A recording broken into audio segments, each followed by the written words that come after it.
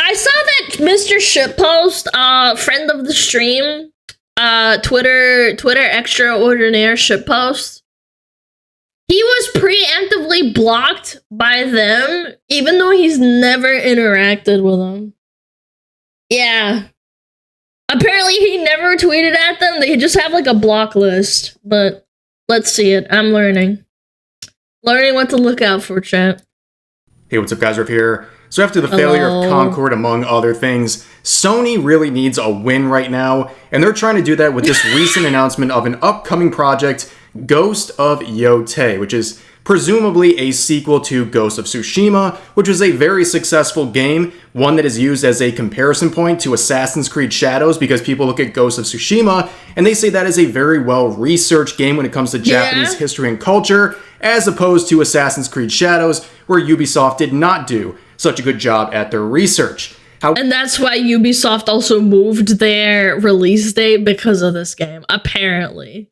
People are speculating, but it's probably a good reason to move it. However, a lot of people are concerned about this game. Not because of any concerns about gameplay or what have you. They're concerned about the people involved with this project, whether it's some of the developers, but mainly the choice of the actress behind the presumed main protagonist of this upcoming release.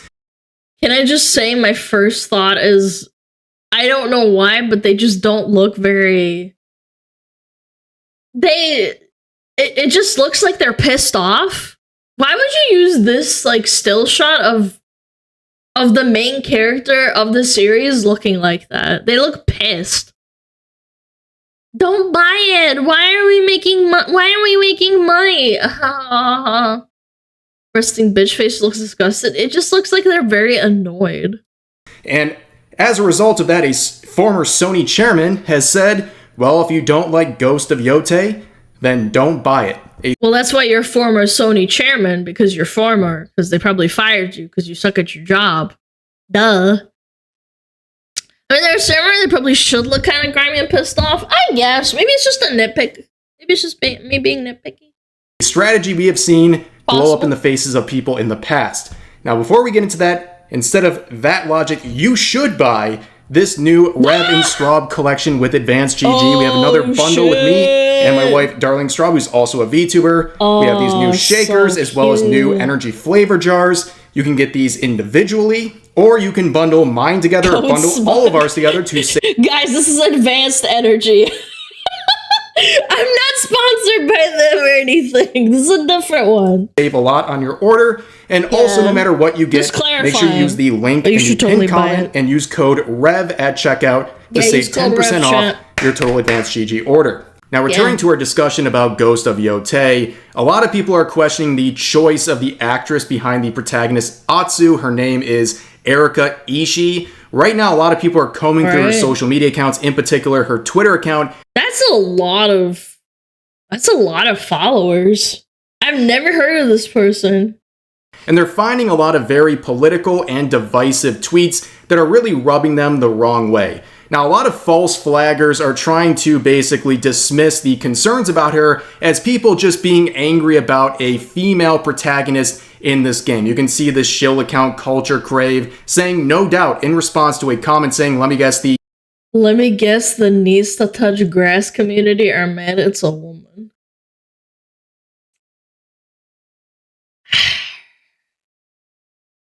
I thought Culture Rave was like just there to bring up news. I thought they were just a news account, man. Needs to touch grass community are mad it's a woman. And keep in mind, this is the same person who helped promote the Japanese historian Yu Hirayama and his claims that Yasuke in Assassin's Creed Shadows is a actual samurai in real life. Oh, okay, never mind. Okay, they've always been like this. Okay, at least they're consistent, chat. At least they're consistent. I did not know they were the person that was promoting this. I completely forgot. It's all just like a blurry mess to me. As well, and of course they are citing someone who is a member of the Japanese Communist Party who doesn't believe in empirical evidence to support claims about Japanese history, which is absolutely insane. But these are the real concerns. This is what people are talking about when they're focusing on Erika Ishii. So you can see her tweets, very political, very divisive, and the type of stuff people don't want to see. A whole lot of virtue signaling, her saying various political things, even promoting the American Democratic Party and sharing a tweet and signal boosting a tweet that is encouraging people. I am privileged to go running and generally live my life without fear for my safety due to the color of my skin. It's a right to everyone deserves. Demand justice who live oppressed.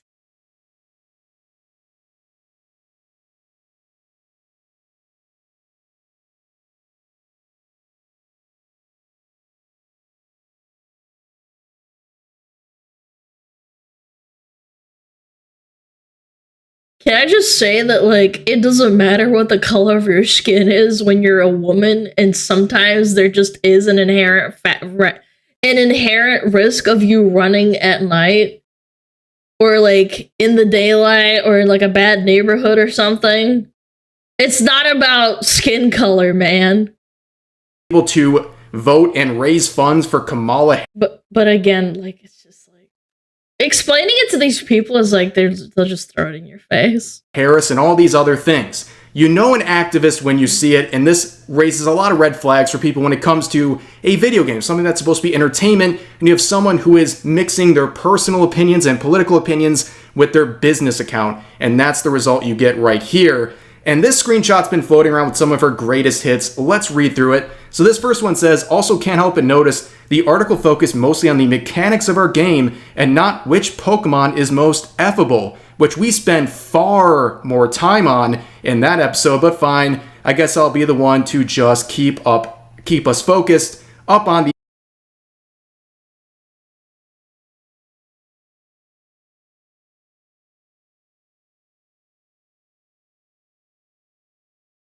I'm confused. Is this a joke post or not? Is this a joke post or not? I'm confused. Is this supposed to be parody? Like, haha, I'm being sarcastic? I actually can't tell. Important question. So this is the type of stuff, a statement here that a lot of games journalists would cancel you for normally, but because she says it, it's stunning and brave. Here's another one saying, abolish the police. It is unconscionable to allow this racist institution that terrorizes the citizens they are sworn to protect. Abolish the police. So I know out there there's some law enforcement watching this video. Just know, according to her, you're not welcome in her spaces. And any okay, hold. My 2 cents, there are bad apples fucking everywhere, man. I have met some scummy police people, and I've also met the nicest people. It's called humanity. Unfortunately, it's just how it is. I think there's a factor to, like, education, funding, and, like, general screening. I don't think all police are bad. You need someone to, like, do something about crime. You can't put it in the hands of citizens because then there's anarchy. Like, yeah, family members you have who are in law enforcement, you are not welcome in her space because you are part of a racist institution that she wishes will be completely abolished. Here's another one talking about Trump supporters, basically implying that they're racists, homophobes, and fascists. And down here's my favorite tweet. This is just.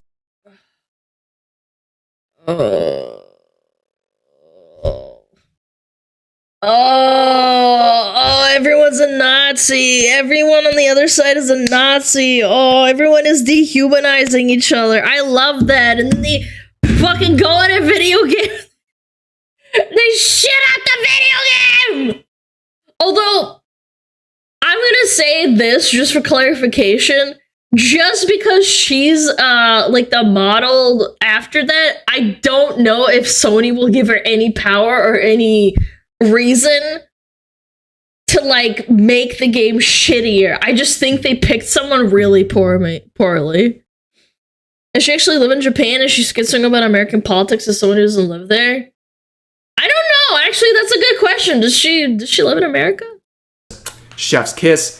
She says, drunk guy got up in my space at the arcade and asked, are you single? While I was playing a rhythm game. I shouted, dude, if you bother me while I'm playing a game, I will kick your effing ass. as my girlfriend and a femme fatale walked up to flank me. This is some role-playing ass shit. Yeah, that surely happened for sure, 100%. You didn't just say, are you single? No, it's, are you single? Oh, I'm gonna kick your butt. I'm so angry. Ugh. Haven't seen him since. And then all the patrons of the arcade stood up and applauded. What a ridiculous tweet right there. But here's another one she made back in February of 2023, and based on the timing of this, it seems like she was joining in on the discourse involving Hogwarts Legacy, where she is virtue signaling here, saying she's been a fan of Harry Potter for her whole life and done all these things, but suddenly, just then, when everyone was canceling Hogwarts Legacy and people... Yeah, canceling it when it's convenient. That's what I despise about, like, people who are like... J.K. Rowling has been a part of, like, the whole, you know, what is it called? TERF. People have been calling J.K. Rowling a TERF since, like, Tumblr. And that's been known for a long time, and people only started popping off, like, in 2020, around about then. Surf and turf? Yeah, I couldn't remember. It was TERF or TERF. I was like, what the fuck? I forget what TERF means.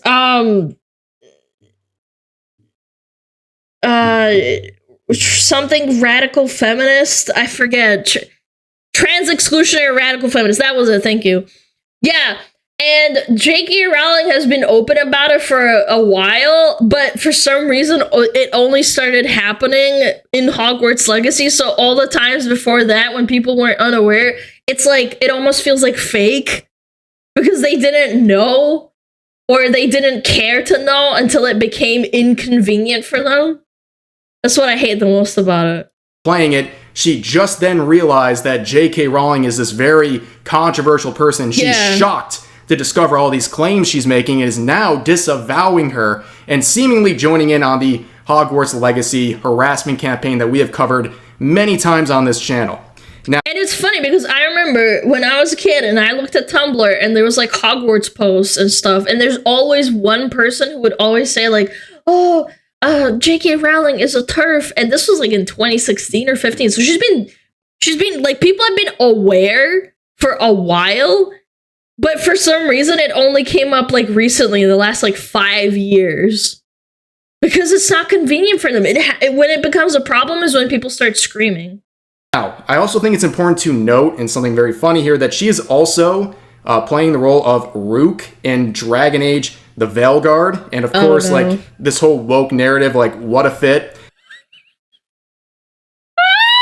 Dude, this guy's mogging on me! This dude is mogging on me!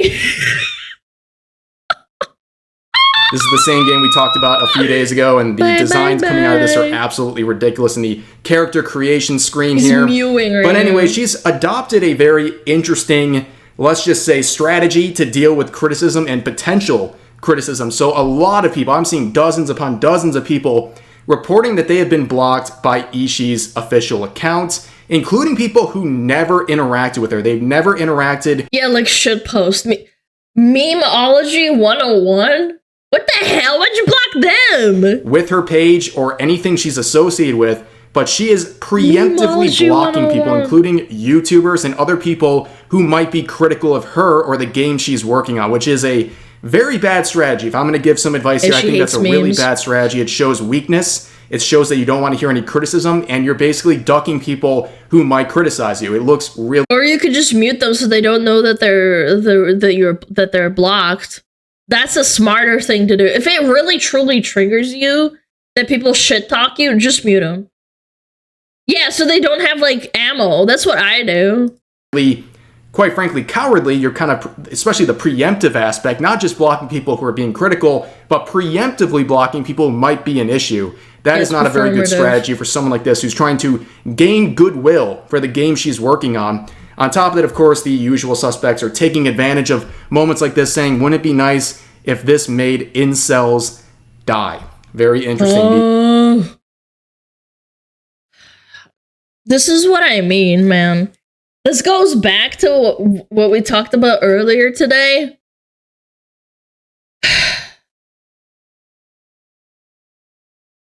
They just hired the wrong person. You're allowed to have opinions. You're allowed to schizo post and say shit on your personal account. But you should really think about how it makes everyone else in your like vicinity look, and what you do makes other people look bad because you're so combative and not willing to have an open dialogue, man. No, it's really sad, man. We vote for our wallet. I mean, maybe the game's good. You don't know that. We've literally nothing but the trailer. Should have been aware when they hired him. Yeah, exactly. That's what I'm saying. It's like, again, with the whole community manager thing, you're allowed to have community managers. You can have like a gay game or whatever. Like, you're allowed to do that. It's just that when you start blocking people for having an opinion, it makes everyone, including the people who have minimal like eggs in the basket of like, oh, I want like gays in my game, or I want they them pronouns in my game. Like, for example, Baldur's Gate 3 does have that. They have body type 1 and 2, but nobody fucking talks about it because it's a fucking good game. No one cares. It's crazy, man. I care? Well, I don't. As long as the fucking game's good. I have like 500 hours or 300 hours in fucking Baldur's Gate 3. Would you ever chat with a person who blocked you? If they were willing to. Check if they blocked you. Okay. What's their name? What's their name, chat? I kind of doubt it because I'm kind of a who. Erika Ishii. No, they did not have me blocked. I'm kind of a who.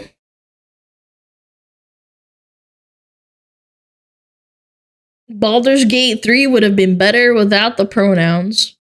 Well, first of all, you're a fake fan because they didn't have pronouns in Baldur's Gate 3. I'm pretty sure. They just had voice change without gender, or a pee-pee or a coochie, or what was it? It was another thing. Yeah, they didn't have pronouns, so you could be non-binary. That doesn't fucking mean anything. You literally just said it would have been better without the pronouns. They didn't have pronouns. You just had like body types, and nobody really cared about that because you could be a straight white fucking man with a fucking paladin sword, and you could fucking fuck Shadowheart because that's what they let you do, and it was well made. That's the point I'm trying to fucking make. They didn't force it on people. They just had it in the game if you wanted it. You could also be a chick with a penis. Did you play the game? Yes, that's why I know what I'm talking about. That's why I hate it when people are like, actually it did have pronouns. It's like, it didn't have any fucking pronouns, actually. Yeah, the freedom to do whatever the fuck you wanted without it being shoved down your throat. Or fuck a bear. Yeah, you could be a fucking furry. The normal people strike once again. But here's another interaction that would be important. So you see Mighty Keith once again shilling for this sort of a game, posting this screenshot where basically this user's talking about the fact that there is a Japanese woman samurai warrior in this game, and he's sick of the forced girl boss narrative, which this isn't really super important. It's more the reply that is important for this video, where you have Shawn Layden making this observation in response, saying, number one, it's a game, an entertainment, a story a team of creators believes in. They want to make this. Number two, it's a game. If you don't like it, don't buy it. In fact, why not make the game you want yourself? Now, who is this individual? Well, they are a former... Don't buy it. The classic, don't play it if you don't buy it. Yeah, there it is. Yeah, I won't buy it. I won't play it if it's bad. If it's a good post, and like, if it's a good game, excuse me, not post. If it's a good game, people will play it and they will buy it and people will talk about it. Yeah. Also, anyone who complains specifically of pronouns or having other legit complaints looking for an excuse to hate is a non-issue. They are much more annoying and intrusive things that they do. Again, people have mocked me and said, or joked with me and said, "Oh, Alana, why do you laugh and say pronouns in bio?" I think it's funny and I think it's silly to put that in there because people don't fucking read your bio anyway. But with Baldur's Gate 3 and other games like it that have those options, nobody cares. It's a good game. No one fucking cares. Employ a board member at Sony and PlayStation, and there's someone who ironically now works with Tencent Games, which is a very strong competitor of PlayStation and Sony, which... But you're doing this with Tencent, man. Nah, you went! Whoa. Yeah, I guess they had more money with Tencent, huh? I'll take an actual Japanese woman over a bisexual foreigner who has only 3 lines historically in Nobunaga's life. Well, that's another thing. Why did they have a Japanese male model in Ghost of Tsushima? I don't know if they did or not. I just want to look if it's consistent with what they've been doing. A lot of people are looking at this tweet, and it's very divisive, as always with all these tweets. People are saying either, number one, they are trying to take up for Sony and defend the former company he used to work with, or number two, this is like a 5D chess move where he's trying to basically actively sabotage his old company in the benefit of Tencent by making this tweet, because... Honestly, that would be kind of good. That's kind of smart. There's a lot of things here that are wrong. So let's start with the first claim. It's a game, it's entertainment, a story a team of creators believes in. They want to make this. Well, they're making it seem like we just want to make some good gameplay over here at Sony. That's what they're all about. But we know what Sony's all about these days, and that is DEI stuff. I mean, one of the first things they tell you is about how they're working on social justice initiatives. And again, I cannot stress this enough. I don't care about representation. I don't care about like all this like lip service, because ultimately, these people who care about this shit so deeply, it's like you have to have like a gay black character in the game, otherwise your game isn't legit. I hate that these people do this because the corporate companies don't give a fuck about you personally. They don't give a fuck. If they cared, they would have like the LGBT flag constantly and not just in June. They would have it in the fucking Saudi Arabian Sony or Xbox Saudi Arabia Twitter page. Like, they would actually, quote unquote, care, but they don't, because they look at you as a fucking, as money, essentially, like a pile of money. Rocksteady still does. Well, I'm just saying, like, Sony does not fucking care about you, man. Diversifying the gaming industry is one of their most important goals. So let's return to number two. It's a game. If you don't like it, don't buy it. In fact, why not make the game you want yourself? Oh yeah, let me just pull out like $1 billion out my ass. Let me do that. Which is always ridiculous. Number one, the if you don't like it, don't buy it narrative and really dare is something you shouldn't be doing. Ask Concord and other games how that went. People will follow through. This is a challenge. You are challenging people to not buy the product. Very bad move, okay?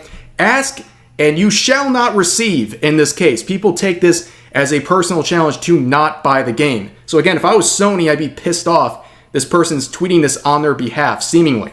And on top of that, the whole why not make the game you want yourself? It's like going to the restaurant, the classic analogy here. You get a steak that looks absolutely terrible, and they say, well, why don't you just go make your own steak if you're going to criticize the cook like this? And it's such a cop-out excuse here, but there's a lot more here. Whenever we're dealing with situations like this, you got to look at the games journalists and some other factors we'll get into in just a second. So we have Ash Parrish. We've covered her many times on this channel. Y'all doing all this crying and hollering and screaming over this boring, bland AF man.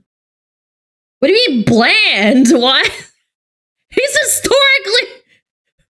an Asian man in an Asian setting about samurais. Like, what are we doing, man? She is a journalist at The Verge, former Kotaku, and she says this: Y'all doing all this crying and hollering and screaming over this boring, bland AF man, really? Referring to the Japanese equals bland. Yeah, isn't that kind of fucking racist, bro? All Asians are boring? main protagonist of Ghost of Tsushima. And people, even on her side, politely say in the replies, please don't attack another character for elevating another character. I know chuds are mad, but Sakai and his also didn't do anything wrong. I actually liked his quiet nobility. Where Ash replies saying, let's not do this. Let's not frame this as some kind of fandom drama. It's perfectly fine and normal to say, this guy's boring. How is he boring when he chops people's fucking heads off?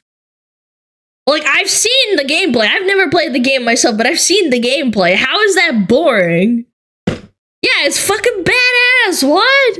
So basically, they're weaponizing criticism against one protagonist to defend the current protagonist, which is a very interesting move that normally journalists like this would condemn and say is a terrible, awful, unfair thing. But when it serves their own interest, they don't really care. Now, there's one other thing you've got to check in these situations, and that is Sweet Baby. Because once again, there is a, albeit loose, but a connection to Sweet Baby once again. So in that Park Place article we've been looking at, they point out that Sucker Punch, the development team behind this new game, they hired a former Insomniac Games community manager and a Sweet Baby Inc. defender. And this is the tweet they made right after they got hired. They said this: the whole Sweet Baby controversy is mind-numbingly dumb. Most people have no idea how games are made or what a consultant does. Yeah, they fleece gaming companies for money. Yeah, I think someone said a couple of hours ago when we were talking about something in the same vein as this, they literally sell you a problem that doesn't exist. It's the ultimate scam.